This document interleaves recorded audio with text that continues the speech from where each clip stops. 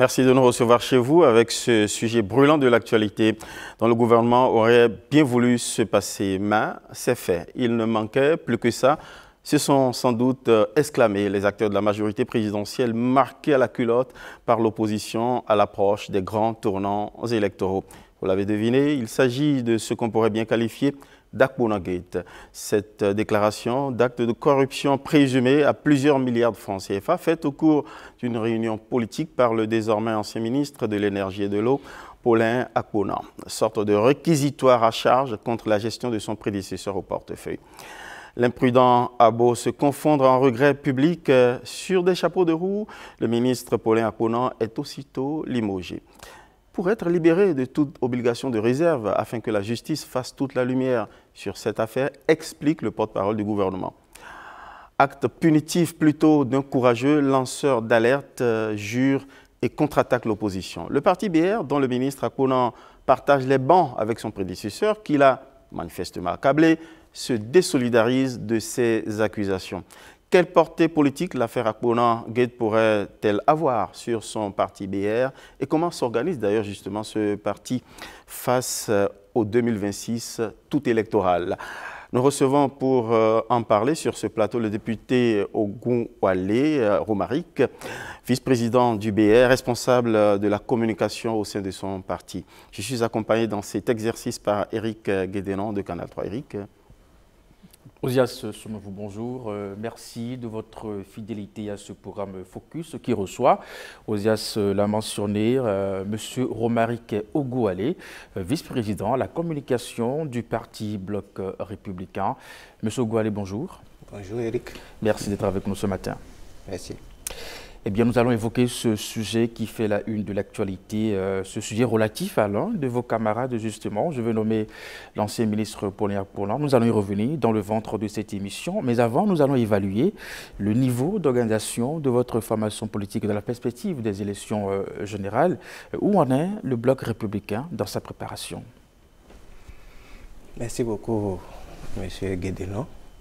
Et à l'entame, je voudrais vous remercier et remercier M. Soumavou pour m'avoir invité sur ce plateau pour revenir un peu à ce que vous venez de dire.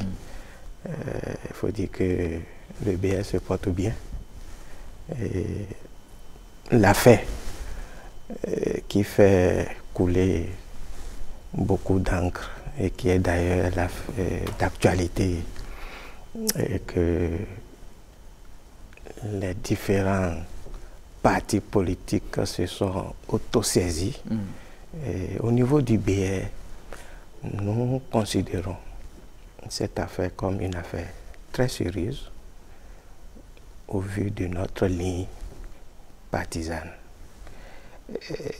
Et c'est à la fois une affaire regrettable pour notre République, au-delà de ce parti, c'est-à-dire le parti BR, et qu'il vous souvienne que nous sommes dans la gouvernance aux côtés du président Patrice Talon depuis 2016. Donc nous nous approprions les résultats de cette gouvernance. Vous savez, vu la célérité et les diligences au niveau du parti, et vous avez lu le communiqué que le parti a fait sortir pour désavouer ses propos et se désolidariser du camarade. Pour nous, la République a des règles. Lorsque vous avez des éléments et que vous êtes dans cette posture, il y a des lignes à suivre pour porter ces informations. Voilà. D'entrée, on vous aura compris, puisque nous avons encore d'autres séries de questions concernant cette affaire. Comment aujourd'hui le BR s'organise pour les élections générales de 2026?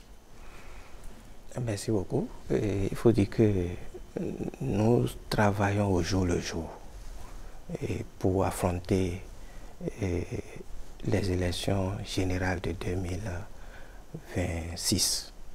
Parce que vous savez, un parti comme le BR ne peut laisser cette échéance passer comme une fumée, parce que nous sommes à la charge, comme je l'ai dit, depuis 2016 Et on pense continuer cette dynamique que nous sommes en train de mener avec le président Patrice Talon. Parce que le président a mis la barre très haute aujourd'hui et qu'il ne faut pas laisser le pays à des gens qui ne savent pas de quoi on parle. Donc, conséquemment à ça, depuis les élections de 2023, on a analysé, vous savez, on a eu une contre-performance en référence aux différentes élections qui ont précédé l'élection de 2023. Donc, nous avons analysé et voir les défis et on s'est donné des objectifs pour relever. Et l'un des éléments majeurs que nous avons réalisé sur ce front, c'est de revoir un peu la configuration du parti. Parce que, vous savez, le BR, c'est un grand parti qui est constitué d'environ 70 partis. 70 partis, c'est 70 présidents d'anciens partis qui ont laissé leur ancienne identité, adopter les habitudes, etc., pour venir se fondre dans le grand parti BR. Donc, il fallait, à la sortie du congrès de création, tous ces éléments n'étaient pas pris en compte. Donc, ce qui a fait qu'il y avait quelques difficultés au sein. Donc, au congrès extraordinaire de 2023, vous allez voir, on a étoffé le bureau politique qui est passé aujourd'hui à environ 350 personnes, qui permet vraiment les discussions. Parce que plus les ressources humaines existent au niveau de ce parti, donc plus on est nombreux, plus nous discutons pour aller vite au résultat. De la même manière, le bureau exécutif national, qui n'était constitué que de 17 personnes, est aujourd'hui constitué d'environ 60 personnes. Donc, ça permet vraiment. Donc, il fallait régler ce premier problème. Et vous pensez que les égos sont désormais assouvis parce qu'il fallait satisfaire les différentes ambitions. Vous avez dit d'anciens chefs de parti ou micro-parti, pardon pour le mot, c'est une réalité. C'était une réalité, sinon vous risquiez des ruptures de banc ou des affirmations d'ambitions solitaires, des échappées solitaires. Il ne s'agissait pas de satisfaire les égos, mais il s'agissait de remobiliser, d'amener plus de compétences, plus de ressources pour aller vite au résultat. Et ça, aujourd'hui, s'il fallait reprendre, parce que nous avons les résultats. Est-ce que cette nouvelle organisation, réorganisation du parti, reconfiguration de l'organe central et puis la même mise, j'allais dire horizontale sur le terrain, vous garantit vos contre-performances, enfin des succès contre les contre-performances des dernières élections, notamment aux législatives? Parce qu'il y a des seuils là d'éligibilité et d'attribution de sièges qui sont plus contraignants désormais pour tous les partis. Oui, c'est un aspect. Et c'est parce que nous sommes conscients de ces défis que nous on s'est réveillés très tôt pour commencer par élaborer, pour commencer par travailler, pour commencer par nous organiser en amenant, pour ne pas laisser quelqu'un en rade pour dire faites votre truc. Aujourd'hui, le Bloc républicain, sur le leadership du camarade Abdoulaye Tchane, travaille au jour le jour parce qu'il arrive à concilier dans sa discrétion, vous le connaissez, à concilier les points de vue et nous travaillons pour avoir ces résultats que vous avez évoqués. Ben, on attend de voir, c'est 2026. Le match n'est pas loin. On attend de voir justement, cher Eric, 2026, s'il y a parmi au rang des élections attendues, l'élection majeure, c'est l'élection présidentielle. Et là, comment vous vous organisez? Nous ne distinguons pas les élections. Comme je l'ai dit au début, on va vers une élection générale. Nous avons les communales, nous avons les législatives et nous avons les présidentielles. C'est vrai qu'elles se tiennent. Les résultats des toutes premières élections vont décider de la suite. Exactement. Donc, nous sommes focus sur ces différentes élections et nous travaillons. Pour ce qui est de la spécificité des élections présidentielles, qui vous souviennent, nous sommes dans une majorité présidentielle. en travaillant depuis 2016 avec le président Patrice Talon. Et je vous ai dit, les résultats sont tangibles. Nous n'avons pas à remplacer l'équipe qui gagne. Donc ça serait une continuité. Ces discussions se feront en temps opportun, conformément au chronogramme des élections qui sont déjà d'ailleurs publiées par la Sénat. Donc dans le cadre de la majorité, ces discussions se mèneront. Mais le moment est déjà opportun, vous l'avez relevé, la Sénat déroule déjà son Moi, mandat. en tant que porte-parole, du parti BR, lorsque j'aurai les ressources par rapport à ces questions, je viendrai encore. D'accord. Alors, comme sur ce plateau, de façon définitive... Actuellement, nous sommes focus. Sur Nous sommes focus. Comme le nom de l'émission. Vous êtes sur focus. Exactement. à travailler,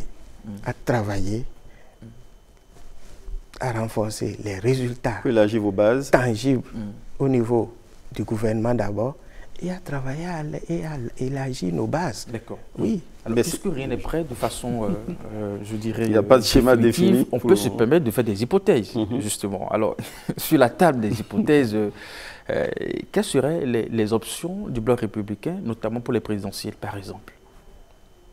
Est-ce que vous irez, le BR aura son duo de candidats face à un duo de candidats de l'UPR? Je vais me répéter en disant, à date, le BR travaille dans une majorité présidentielle aux côtés du président Patrice Talon. Les discussions en lien avec les élections présidentielles de 2026 se feront dans ce cadre. On a compris l'esprit de cohésion et de loyauté vis-à-vis d'un gouvernement que vous soutenez, dont vous soutenez les actions. Cependant, un parti se crée pour gagner les élections, mais pas juste pour jouer le second rôle.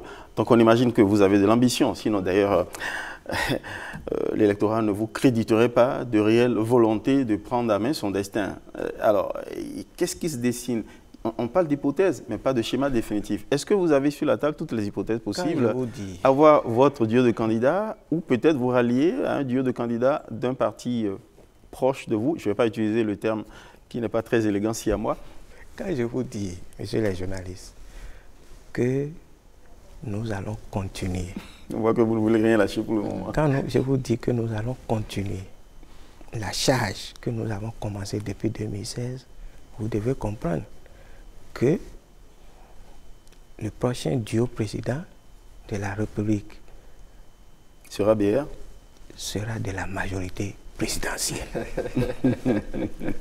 Alors, mais pendant ce temps, justement, vous avez évoqué tout ce que le parti est en train justement de faire aujourd'hui dans le cadre de ces élections, mais en face, vous avez aussi une opposition qui a envie de vous remplacer à la tête de l'État. Eux aussi, ils s'organisent pour proposer une offre politique. Alors, quels sont les moyens, justement, que vous mettez en place pour contenir la montée de l'opposition, par exemple, aussi? Parce que cette opposition, rappelons-le, a eu les mêmes scores que vous. À l'Assemblée, vous avez le même nombre de sièges, le parti BR. Comment vous faites pour supplanter ce parti? Vous ferez un accord avec l'UPR? Je voudrais ratifier quelque chose. Certes, le parti dont vous parlez, nous avons le même nombre de députés, 28 députés, 28 députés. Mais en termes de voix, nous devançons ce parti de près de 20 000 voix. Oui, n'empêche pas. Donc, je vous dis que si on devait classer en termes de nombre de voix, on n'est pas égalitaire. Ceci dit, lorsque je vous dis que depuis les élections, que le BR est en train de travailler à remobiliser systématiquement sa base, nous le faisons pour les populations. Nous ne travaillons pas contre une opposition. Ils sont dans leur rôle. Nous sommes dans notre rôle de gouvernance, de donner de l'eau, de l'énergie, de permettre aux enfants d'aller à l'école sans qu'il y ait grève. Aujourd'hui, les résultats du BPC en disent long. Donc, lorsque vous êtes dans... Le bilan est là. Lorsque vous avez un bilan à défendre, vous n'avez pas le temps d'écouter les bruits de casserole. Mais il se trouve que vous serez deux partis majoritaires, je vais dire pro-présidentiels, à revendiquer ce bilan pour aller à la conquête de l'électorat. Vous voyez, c'est ça la difficulté. Comment vous ferez face à l'opposition pour la distancer? C'est la majorité présidentielle qui revendique le bilan. Bien sûr. Et je voudrais que vous soyez dans cet esprit. Oui, mais la réalité est là. Vous êtes deux partis qui revendiquent ça. Aujourd'hui, que ce soit... Enfin, quand je dis deux partis, à ceci près que pas que deux partis sur l'échiquier politique pro-présidentiel, mais représenter à l'Assemblée. C'est pourquoi je parle de la majorité. Dans la majorité, c'est plus que deux partis. Bien sûr. Bien sûr. Voilà. Alors, comment est-ce que vous organisez? Il y a cette question d'accord de gouvernance au cas où vous ne rempliriez pas les conditions fixées par le nouveau code électoral pour l'éligibilité et l'attribution des sièges. Est-ce que vous avez déjà commencé les conciliabules avec l'UPR pour un accord de gouvernance? Je le dis parce que c'est important de rappeler, cher Eric et aux téléspectateurs, que sur les réseaux sociaux, il n'échappe à personne que vous faites quand même de petits coups bas, des débauchages d'un parti, des membres d'un parti en faveur de l'autre. Et donc, on se demande si vous n'êtes pas en rivalité jusqu'au seuil des élections. Est-ce que malgré ça, il y a quand même des choses qui se font pour un accord? Je voudrais vous rappeler qu'on vient de loin. Avec les réformes, c'est beaucoup d'habitudes que nous sommes amenés à changer. Donc, les partis politiques, ce n'est pas des boîtes de conserve hermétiques où on ferme. Donc, ça, ce que vous voyez, ce n'est que des jeux politiques. Pour revenir un peu à votre question, lorsque nous, dans cette gouvernance, nous avons quelques difficultés, on se voit. À la sortie des élections de 2020, où aucun des partis n'avait le côté franche pour gérer les mairies. Vous voyez, très rapidement, on est allé faire des accords. Et nous, est-ce que vous avez entendu dans une mairie où nous sommes en cogestion qu'il y a des difficultés majeures? Non. Non. Donc, l'expérience est là. Aujourd'hui, le code électoral vient nous conforter en disant, vous pouvez avoir des accords législatifs. Bon, c'est quoi? Nous sommes dans le domaine politique. Il faut saisir ce qui est possible. Quand c'est possible, on le fera. Et avec le parti Le Libéral, dont le leader a quelques soucis judiciaires, quelque chose est envisagé? Non, on reste ouvert pour accueillir tout ce qu'ils partagent, cette vision de construction de ce pays. Voilà. Est-ce que le travail que vous faites en ce moment sur le terrain en termes de mobilisation pourra vous permettre justement de décrocher, par exemple, les 20% au niveau de chaque circonscription électorale? Avec le travail que nous avons commencé, la formation de nos élus pour leur donner tout ce qui est subtilité dans le code électoral que nous avons fait sur les... Mais à côté de ça, nous avons des activités dans les sessions et sous-sessions. C'est animé par les coordonnateurs. Donc, à ce niveau, ça se fait au jour le jour. Et aujourd'hui, les analyses ou les calculs que nous faisons, parce que quand vous faites un travail, il faut tester. Nous allons sortir gagnants de ces élections de 2026, sur tous les plans. On comprend votre mental volontariste et enthousiaste, voire optimiste. Cependant, il ne suffit pas de s'organiser pour occuper le terrain, pour se donner toutes les assurances de gagner une élection. Il y a aussi l'offre derrière. Ce que vous promettez aux citoyens, ce avec quoi vous allez au-devant des citoyens pour qu'ils vous préfèrent à un autre parti. Certes, vous revendiquez le bilan, vous n'êtes pas le seul. D'accord. Ils n'êtes pas le seul parti à revendiquer le bilan présidentiel. Quelle est la particularité de votre offre politique qui vous ferait préférer à vos rivaux, y compris dans le camp présidentiel, qu'en face?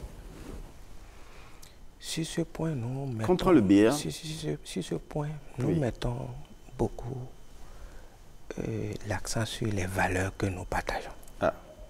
Nos valeurs. Quelles sont-elles les valeurs idéologiques et politiques du BR? Et sur ces valeurs, nous mettons un accent aussi sur les ressources humaines. Je viens de le dire tout à l'heure. Mais le BR, c'est le parti le plus diversifié.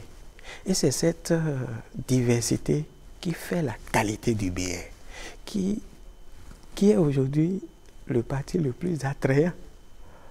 Je ne sais pas si vous suivez, et je sais que vous suivez bien, parce que vous êtes les hommes de terrain.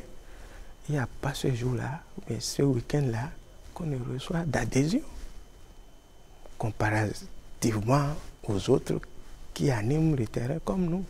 Donc, nous comptons. Mais qu'est-ce qui vous fait, le charme du BR particulièrement? Qu'est-ce que voilà, vous mettez en avant et que vous défendez comme étant votre identité particulière qui pourrait charmer davantage, intéresser davantage le citoyen électeur pour vous suivre? D'abord, la qualité de gestion. Et ceci, je l'ai dit à l'entame, l'homme qui a la tête, qui est d'une valeur inégalable. Sa capacité, sa sérénité à écouter tout le monde. C'est un élément fondamental dans la vie de façon générale et dans le domaine politique surtout. Il est à l'écoute. Un homme de solution. Donc, quand vous allez vers quelqu'un comme ça, même s'il n'a pas les solutions à 100%, le fait qu'il ait l'occasion qu'il soit à l'écoute, ça rassure. Et c'est pourquoi, quelque part, cette diversité aussi, ça nous crée d'autres. On va revenir sur, parce que c'est de ça qu'il s'agit. Donc, quand vous prenez toutes ces qualités, ces éléments additionnés, le BR est aujourd'hui le parti qui est le plus attrayant et on se fonde sur ces éléments pour gagner. Malgré ces dernières contre-performances électorales législatives. D'accord, soit oui, on le verra. Aujourd'hui, 2023 est derrière nous. Très bien, on verra la concrétisation dans les tout prochains jours ou mois voilà, de ce que vous considérez comme l'assurance d'un parti qui prend de l'ascension au sein de l'électorat. Mais vous nous offrez une belle transition en évoquant justement une valeur de bonne gestion, de gouvernance au standard, hein, les valeurs auxquelles votre parti est attaché. Il se trouve que patatras, votre camarade, pour reprendre votre terme, votre militant Paulin Akpona, désormais ancien ministre de l'énergie et de l'eau au sein du gouvernement, qui a été limogé, porte une estocade à cette valeur, puisqu'il dénonce justement des actes de mauvaise gestion de son prédécesseur. Le parti n'est pas fragilisé, n'a pas de soucis avec ces chances justement électorales, avec ça, cette affaire. Je vais répondre de façon directe. Non, le parti n'est pas fragilisé. Je vous ai dit à l'entame la gravité des propos. Mais ceci étant, les propos sont libres. Chacun est libre d'exprimer ce qu'il veut. Mais il faut qu'il ait dans la responsabilité aussi. Et c'est ça l'une des qualités et des valeurs que nous prônons au niveau du BR. Ceci étant, en termes d'éléments qui puissent compromettre le BR, vous avez vu, rapidement, nous avons marqué la ligne qu'il faut entre les propos du camarade Akpona et le parti, pour permettre au parti de continuer à faire ce qu'il doit faire sur le terrain, pour que ça ne soit pas un élément qui concentre les énergies, etc. Et comme vous le savez, c'est dans le domaine de l'action gouvernementale qu'il a posé, qu'il a eu des propos. Donc, et vous avez vu, le président de la République a pris sa responsabilité et le reste, on suit. Mais quand au niveau du parti, vous faites l'option de désapprouver publiquement cette forme de communication, est-ce que vous ne faites pas le choix d'isoler un camarade, de le livrer à la vindicte populaire? Et c'est ce que l'opposition... Est-ce qu'un camarade, ça se fait? C'est ce que l'opposition un peu vous reproche. L'opposition considère que vous isolez un cheval blanc, une sorte de Cassandre qui a le courage, un lanceur d'alerte, qui a le courage de dénoncer voilà, des choses que, en principe, vous-même vous détestez. Il ne s'agit pas d'isoler un camarade. Un parti sérieux comme le Bloc républicain ne peut cautionner ces propos. Pourquoi? Mais il s'agit de la remise en cause de la gouvernance que nous sommes en train de mener depuis 2016. Et je vous ai dit qui est de ces éléments il y a des couloirs pour porter ces informations. Donc si chacun de nous, vous avez vu, sur ce plateau, on peut se lever, dire ce qu'on veut. Dans une république, on n'a plus une république. Qu'est-ce que vous pensez justement de l'acte de votre camarade Paulin Akponan? C'est quoi? Il a été pris d'une sorte de cauchemar. Concrètement, comment est-ce que ça a été analysé au sein du parti? Ce n'est quand même pas banal. Ce n'est pas innocent ce qu'il a fait. On n'a pas fait une analyse au niveau du parti. Nous avons su, comme tout le monde, qu'il y a de ces propos très graves. Et statuer sur les faits. Et nous avons statué sur les faits et prendre nos dispositions. Et je voudrais, si vous n'avez pas encore lu notre communiqué, je vais vous donner copie. Si, voilà. Donc, vous êtes désolidarisé. Il s'agit mais cela ne suffit pas. Il s'agit de montrer à la nation et au public que nous ne pouvons pas cautionner et que si ça ne doit même pas se répéter. Il ne faut pas cautionner.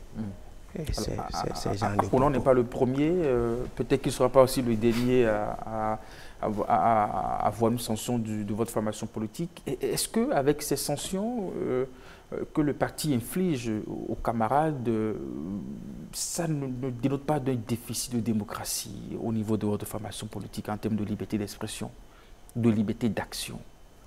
C'est d'ailleurs le contraire. C'est d'ailleurs le contraire. C'est parce qu'il y a une forte démocratie à l'interne que chacun est libre de s'exprimer. Mais quand il s'exprime, il doit être en responsabilité. Il doit être en responsabilité. Nous n'avons pas à régenter au niveau du parti, et nous ne le faisons pas, ce qu'un camarade doit dire ou ne pas dire. Je vous ai dit tout à l'heure, c'est des anciens patrons de partis, de responsables à différents niveaux. Donc quand ils viennent dans le grand BR, il faut qu'ils aient toujours cette surface de s'exprimer. Et c'est une option que nous avons prise au niveau du BR. Maintenant, quand quelqu'un tient des propos, c'est de sa responsabilité. Et en même temps, lorsque ça vient, nous on doit frapper. Et vous devez témoigner de cette qualité au niveau du BR.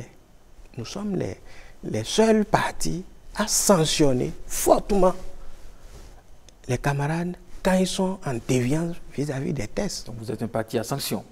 Pas du tout. C'est pas du tout. Nous sommes un parti qui donne l'exemple pour dire, quel que soit le niveau où vous êtes. Avant Akponan, il y a eu Adambi. Adambi, pour avoir exprimé des ambitions présidentielles. C'est très bien que vous ayez des exemples. Je ne voulais pas en citer. Je ne voulais pas en citer. C'est factuel. Ça montre que, quel que soit votre niveau, si c'était des militants lambda, on va dire oui, mais vous voyez les exemples. Donc c'est pour dire que les questions de discipline, le BR ne lésine pas sur ces questions. Parlant de discipline, voilà. Est-ce que vous avez fixé au sein du parti un horizon de date où justement les ambitions présidentielles devaient être réglées? Vous n'avez pas répondu à la question pour savoir si de vous sortira un duo de candidats à la présidentielle, mais il y a eu des individualités qui se sont manifestées. Adambi par exemple. La question c'est est-ce que... Je vous vois venir, parlant de la discipline, vous vois venir, M. Sounoukou. Il a été sanctionné parce qu'il a osé défier... Je voudrais dire ici, oui, avec solennité, que le camarade Adambi n'a jamais été sanctionné parce qu'il a une ambition présidentielle. D'ailleurs... C'est le timing? D'ailleurs, chacun de nous quitte sa maison, vient au parti politique pour une ambition, parce qu'il veut être député, parce qu'il veut être maire, parce qu'il veut être ci ou ça. Donc, on n'a pas président de la République. Donc, on n'a pas sanctionné quelqu'un parce qu'il a une ambition. Je crois, au terme de la réunion du Bureau exécutif national, vous avez lu le communiqué et je suis passé sur d'autres plateaux pour dire c'est parce que nos camarades étaient dans des actions qui étaient à l'encontre des tests du parti. Comme ce n'est pas l'objet de notre émission, on n'ira pas. Donc, mais je dis fortement qu'il n'a jamais été. Et personne ne peut être sanctionné parce qu'il a une ambition. Et pour vous dire quelque chose, lorsque vous venez au BR, le président Abdoulaye Wade Tchani a l'habitude de dire quelque chose. Bonne arrivée. Si vous venez, pour venir même prendre ma place, ceci témoigne de votre engagement à travailler pour construire le parti. C'est-à-dire que si quelqu'un veut être député, il vient, je vais être député. C'est-à-dire qu'il va travailler. Je vais être maire, il va travailler. Je vais être chef d'arrondissement, il va travailler. Il faut même amener les gens à avoir de l'ambition dans les partis. Il faut créer l'émulsion au niveau des camarades. Mais en défendant le drapeau du parti et en respectant ça. En respectant les tests, en respectant tout ce qui est notre règlement intérieur, nos statuts. Donc quand ça se fait dans le couloir qu'il faut, il n'y aura pas de souci. Aujourd'hui, il n'y en aura pas, demain, il n'y en aura pas. Cependant, chéri, lorsque vous sanctionnez des camarades ou des militants de vos partis qui prennent des écarts par rapport aux règles communes établies au sein du parti, en faisant des déclarations publiques qui portent des responsabilités dommageables au gouvernement que vous soutenez, par exemple, dernier exemple en date, Paulin Akpona, est-ce que cela suffit de marquer votre désapprobation au sein de l'opinion? Le cas Akpona est d'autant plus grave que cette dénonciation touche à la question de la chose publique, la gestion de la chose publique. Comment est-ce que vous rassurez définitivement, justement, les citoyens? Est-ce que vous approuvez son limogeage pour, justement, qu'il ait toute la liberté d'aller répondre devant la justice afin que toute la lumière soit faite? Est-ce que vous êtes dans ces dispositions d'esprit? C'est le lieu de féliciter le chef de l'État pour cet acte. Même si c'est un coup reçu par le parti, vous perdez un poste. J'en viens. Parce qu'il le fallait le délier des réserves, de l'obligation de réserve, de sa charge, pour le permettre. C'est ça la qualité de la gouvernance actuelle avec le président Patrice Talon. Hier, on serait en train de dire oui, non, ainsi de suite. Mais parce que nous sommes sûrs de cette gestion, lorsqu'il y a de ces indicateurs, il faut permettre aux structures à charge de faire la lumière.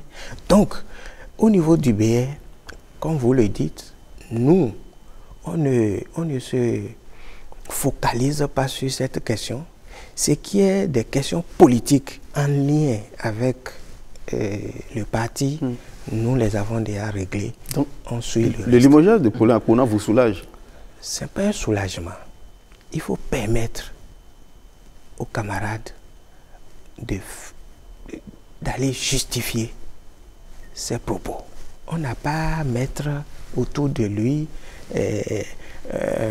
une clôture de protection, etc. Non. Si on le fait, on n'est plus républicain. On n'est plus républicain. Si demain, la justice dit qu'il n'y a rien, et la preuve, le camarade, il n'a pas reçu une sanction, autre mesure au niveau du parti. Donc, il demeure un militant du BR. Nous, il n'y a pas de souci. Donc, et que répondez-vous à ceux qui pensent que cette actualité, justement, apporte la preuve de ce qu'au niveau de votre formation politique, le président Abdoulaye Wade Tchani ne contrôle plus rien, ne contrôle plus ses camarades. Il a du mal à tenir cette troupe. C'est un général qui a du mal à contenir cette troupe. Selon les critiques. Parce que quand on revient sur les propos de M. Akpona, c'est contre aussi un autre camarade de la même formation politique. Donc on se dit, mais comment, entre camarades politiques, on peut aller jusqu'à tel niveau de déclaration? Vous ne vous parlez pas? Je vous ai dit, au niveau du BR, nous avons une très grande diversité. Et d'ailleurs, c'est cette diversité qui fait notre force. Et nous avons aussi cette capacité de parler. On n'a pas régenté la parole. Et ceci permet, c'est une option. Oui, oui. C'est une option. Je vous ai dit, c'est une option. Donc ne voyez pas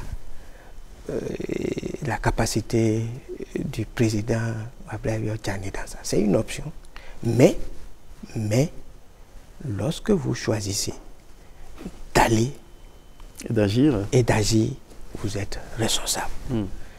Et assumer jusqu'au bout. C'est de ça qu'il s'agit. Donc, ne voyez pas qu'on ait fait l'option de permettre aux gens l'émulsion positive.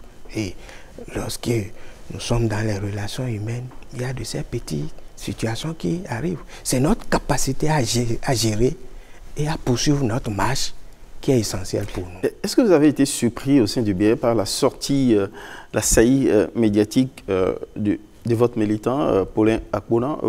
Il s'en était pas du tout ouvert avant de faire cette sortie au sein du parti? Il s'en était pas. Vous avez été surpris, c'est ça? Je vais me répéter. Je crois que ces propos qu'il a eu à tenir, c'était dans le cadre de l'action gouvernementale. Et vous avez suivi les propos du porte-parole du gouvernement qui dit qu'il n'a jamais eu à évoquer ces questions auprès du chef de l'État. Donc, vous comprenez, s'il n'a pas évoqué auprès du chef de l'État, ce n'est pas au niveau du parti qui va venir l'évoquer. Même si c'est le parti qui l'a proposé? Mais en ce moment, il est dans une fonction républicaine. Et c'est ça, cette démarcation qu'on doit faire aujourd'hui. Lorsque, fut-il membre militant d'un parti, lorsque vous êtes dans une fonction, vous devenez la propriété de toute la République. Parce que, est-ce qu'aujourd'hui, depuis que le président Patrice Talon est là, il dit j'ai de l'école pour les membres du BR ou du IP, où il n'y a pas d'enseignants pour les militants LD. Il travaille pour la République, pour le développement du pays. Et c'est ce qui doit être fait par chacun de nous. Ça doit être constant. Lorsque nous sommes dans la fonction, nous travaillons pour la République. Vous avez marqué votre point d'accord au limogeage du ministre Paulin Akpona pour qu'il se rende totalement disponible, d'accord, pour que la lumière soit faite sur ces déclarations, si réellement ce qu'il dénonce est avéré. Comment appréciez-vous deux initiatives allant dans le sens de la transparence? La première, l'initiative du HCPC, le Haut Commissariat à la prévention de la corruption, qui a déjà commis une commission d'enquête pour voilà, avoir tous les éléments d'information possibles autour de cette affaire et éventuellement saisir la justice. Attendons les 2 mois. Le Parlement aussi, qui est aussi dans cette dynamique de la mise en place d'une commission parlementaire. Est-ce que vous n'avez pas vu que le président avait raison de le délier pour lui permettre d'aller répondre, d'aller donner les preuves et, in fine, c'est aussi un élément de transparence de ce gouvernement. Mon ministre, c'est pas que mon ministre a dit quelque chose, il faut le chambrer, il faut le soustraire. On dit, va, et on attend. Vous voyez, c'est beaucoup de structures qui sont habilitées à questionner cette problématique, qui sont à la charge. Donc on attend le retour. Donc cette affaire n'ébranle pas votre formation politique. Donc l'état du BR aujourd'hui, si on devrait poser cette question, ça va être quoi? Pas du tout d'ailleurs. La preuve, ce week-end, si vous promenez vos caméras, vous allez voir les militants, les camarades, les leaders dans leur circonscription. Là où je suis assis ici, je peux vous en citer au moins une vingtaine qui sont en train de travailler dans leur circonscription, dans leur commune pour remobiliser. Et qu'est-ce que vous répondez aux militants quand ils se disent, mais bon, c'est quand même inquiétant lorsque des membres importants du parti Bloc républicain perdent des postes importants au sein du gouvernement? C'est sur le bilan. Donc, en participant à ce bilan, que vous pouvez davantage aller défendre et obtenir l'adhésion des citoyens électeurs. C'est curieux, le sourire serein que vous affichez. Sans doute, vous faites de la com'. Non, en réalité, c'est plus grave que ça. Exactement ce que je suis en train de dire ici, c'est ça nous disons aux camarades militants. Puisque nous ne sommes plus dans une gouvernance d'impunité. Ce n'est pas parce que je suis membre du BR, je suis à une charge et je commets des fautes, on doit me protéger. Je dois répondre. C'est de la responsabilité qu'il s'agit. Donc, c'est vrai, il peut y avoir D'ailleurs, il y a quelques problèmes en lien avec du fait qu'on l'ait déchargé, mais c'est la marche qu'il faut pour aller vers une république développée. Voilà, il faut ça. Et aujourd'hui, d'autres diront que peut-être c'est la perte de confiance au BN. Non, pas du tout, loin de là. Vous allez voir l'arrimage de point de vue qui est entre le président de la République et les actions entreprises par le bloc républicain dans le cadre de ce problème spécifique. Oui, mais c'est important parce que cette affaire a eu quand même une onde de choc et un impact sur le parti politique dans son dialogue avec les citoyens, les valeurs que porte ce parti, donc il était important. C'est pourquoi il était urgent de réaffirmer ses engagements et ses valeurs au niveau des militants et de la République d'ailleurs. Et vous avez vu au thème de notre communiqué, nous avons réaffirmé notre engagement aux côtés du président de la République en disant que nous continuons à travailler fortement pour que au terme de ce mandat, on puisse vraiment dire que nous avons combattu le bon combat pour le développement de notre pays. On vous aura compris en tout cas sur ce dossier, sur cette affaire. Ozias Sounouvou, nous allons évoluer, mais peut-être toujours, en tout cas, puisque selon certaines opinions, c'est un dossier qui agite un peu les esprits au niveau de votre formation politique. Alors, avec les réformes jusqu'au lendemain de votre congrès extraordinaire, aujourd'hui, comment fonctionnent actuellement les principales instances du bloc républicain? Tout fonctionne bien. Tout fonctionne bien. Et au niveau du bloc républicain, nous avons deux types de structures. Nous avons les structures horizontales et nous avons les structures verticales. Je vais le rappeler, les structures verticales, c'est des cellules. Les cellules au niveau villageois jusqu'à la tête, le BEN. Et aujourd'hui, pour montrer un peu l'efficacité du bloc républicain, au niveau du bureau exécutif national, il y a le secrétariat exécutif. Parce que je l'ai dit tout à l'heure, vous prenez le bureau exécutif national, c'est des réunions de stratégie chaque 3 mois. Au niveau du BP, c'est chaque 6 mois, donc c'est un peu plus difficile, c'est 300 personnes, etc. Mais, donc, nous avons pensé qu'il fallait vraiment avoir une structure opérationnelle qui travaille au jour le jour, qui est le secrétariat exécutif, chapeauté par le président Abdoulaye Pierre Diané, et autour de lui, 8 vice-présidents, qui sont à la tâche. C'est au jour le jour, qui décident, qui travaillent, qui rapportent, qui donnent des indications sur la base des défis, qui sont à l'écoute des militants. Qui ont aussi cette facilité à sanctionner. Donc, qui permettent d'avoir vraiment, de garder la maison, d'être dans la veille stratégique. Donc, et aux côtés de ces structures verticales, nous avons 2 grosses structures au niveau horizontal qui permettent de mobiliser la masse. C'est l'OFR qui mobilise les femmes. Et pour être en phase avec notre slogan, le BR, le parti des femmes et des jeunes. Donc, à côté des femmes, nous avons l'OJBR qui mobilise les jeunes.